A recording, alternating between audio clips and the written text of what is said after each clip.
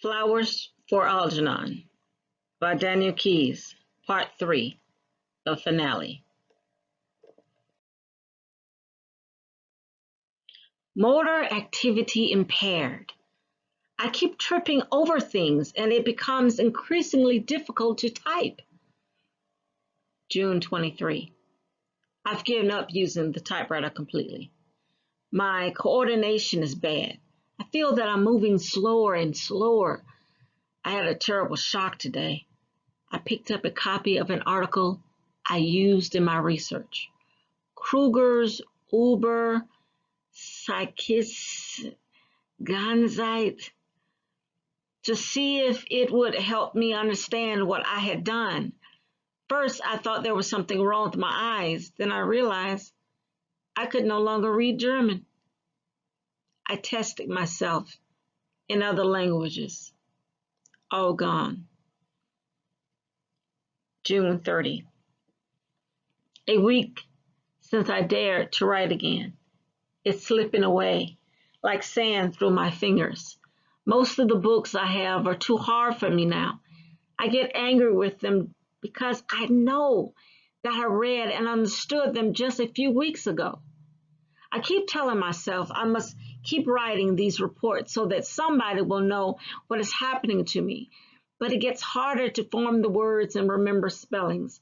I have to look up even simple words in the dictionary now, and it makes me impatient with myself. Dr. Strauss comes around almost every day, but I told him I wouldn't see or speak to anybody. He feels guilty. They all do. But I don't blame anyone.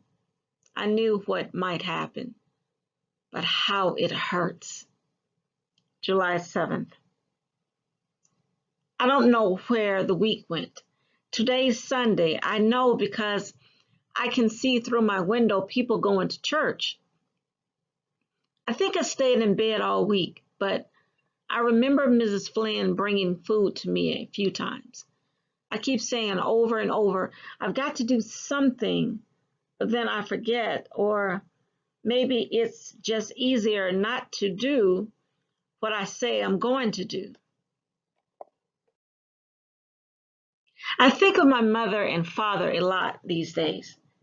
I found a picture of them with me taken at a beach. My father has a big ball under his arm, and my mother is holding me by the hand. I don't remember them the way they are in the picture.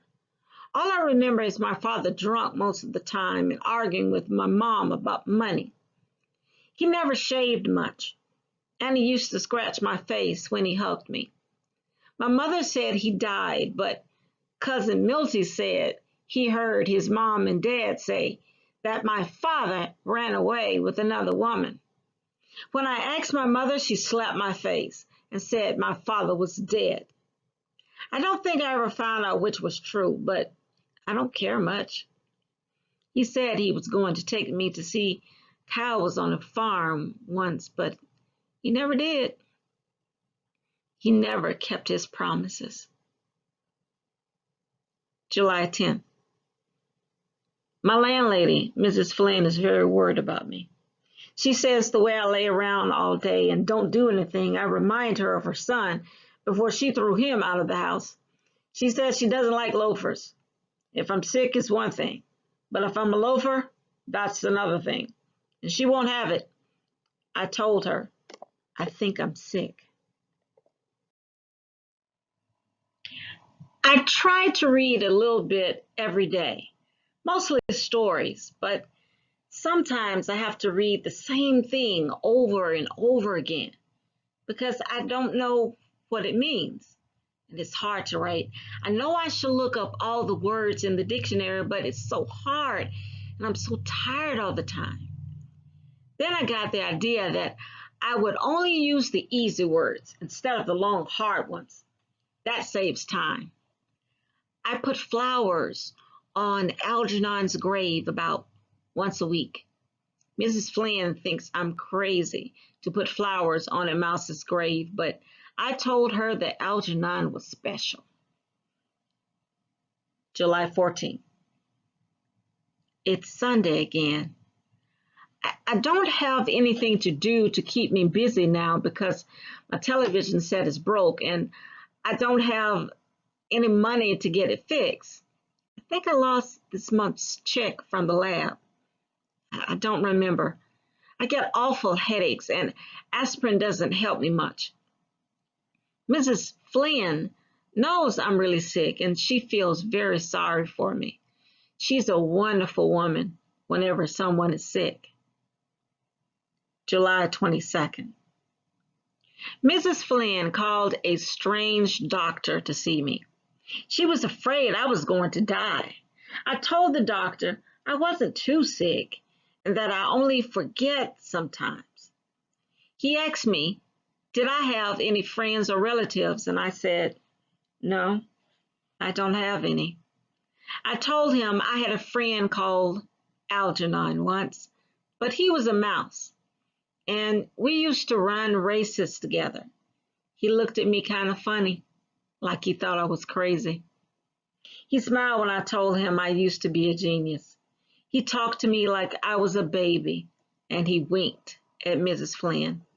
I got mad and chased him out because he was making fun of me the way they all used to. July 24th. I have no more money, and Mrs. Flynn says I got to go to work somewhere and pay the rent because I haven't paid for over 2 months. I don't know any work but the job I used to have at Donegan's Plastic Box Company.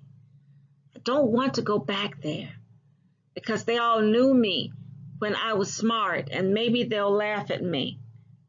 But I don't know what else to do to get money. July 25th. I was looking at some of my old progress reports, and it's funny, but I can't read what I wrote. I can make out some of the words, but they don't make any sense. Miss Kennan came to the door, but I said, go away. I don't want to see you. She cried, and I cried too.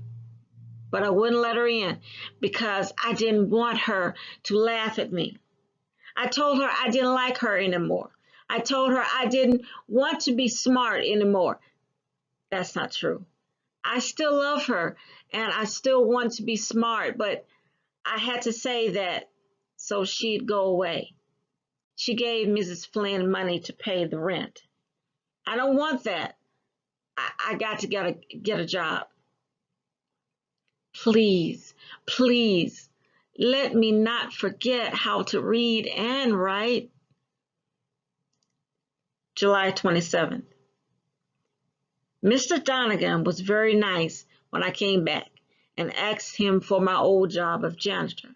First, he was very suspicious, but I told him what happened to me. Then he looked very sad and put his hand on my shoulder and said, Charlie Gordon, you got guts.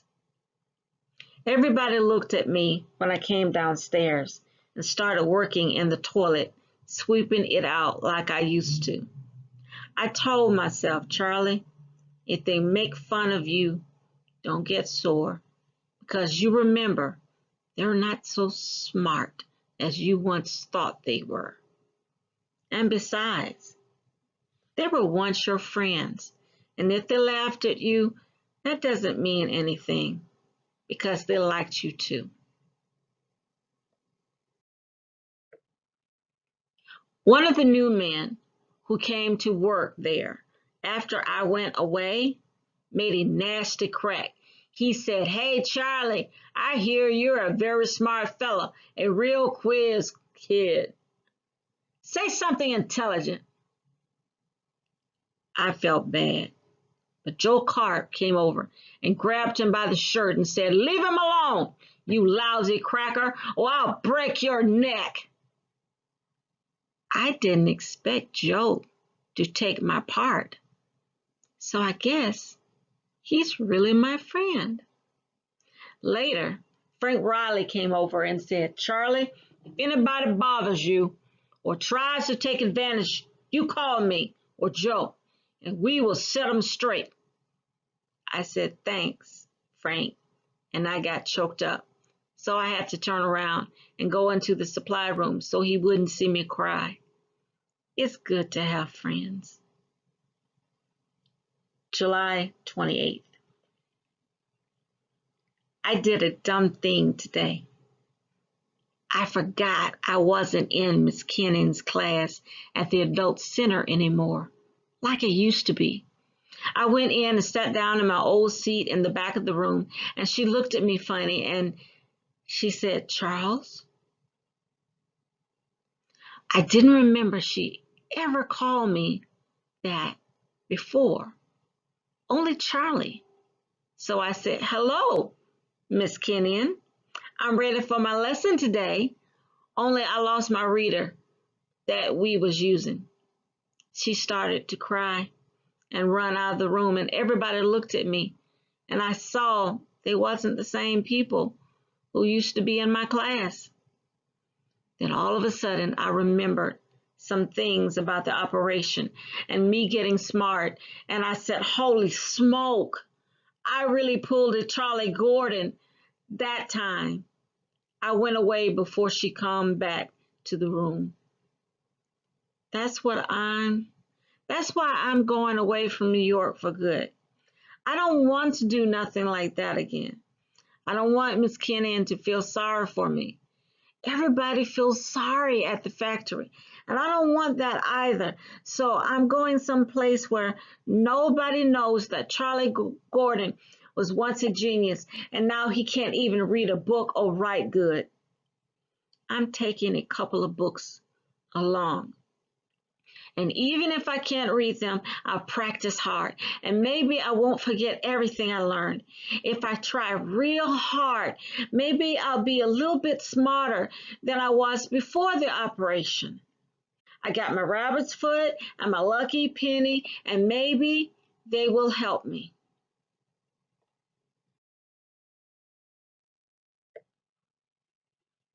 If you ever read this, Miss Kenyon, don't be sorry for me.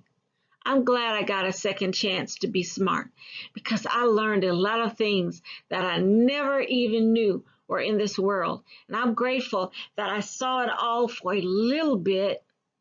I don't know why I'm dumb again or what I did wrong. Maybe it's because I didn't try hard enough. But if I try and practice very hard, maybe I'll get a little smarter and know what all the words are. I remember a little bit how nice I had a feeling with the blue book that has the torn cover when I read it. That's why I'm going to keep trying to get smart so I can have that feeling again. It's a good feeling to know things and be smart. I wish I had it right now. If I did, I would sit down and read all the time. Anyway, I bet I'm the first dumb person in the world who ever found out something important for science. I remember I did something, but I don't remember what. So I guess it's like I did it for all the dumb people like me. Goodbye, Miss Kenyon and Dr. Strauss and everybody. And P.S. Please tell Dr. Niemer not to be such a grouch when people laugh at him, and he would have more friends. It's easy to make friends if you let people laugh at you. I'm going to have lots of friends where I go. P.P.S. Please, if you get a chance, put some flowers on Algernon's grave in the backyard.